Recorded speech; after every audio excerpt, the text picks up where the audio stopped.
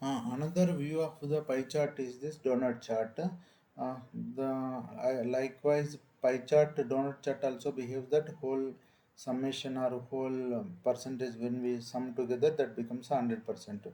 For the showcasing the example we are taking the label A, B, C, D like 10, 20, 30, 40 like this, so that when you sum it up it becomes a 500%. Okay, we are considering the inner radius equal to zero point 0.4. So for this we are using again different library, the Spygirl. This is possible even using matplotlib also we can generate the similar chart. Okay, so let's go to the output how it looks. Okay, this is the output for the donut chart of the given percentage. Okay.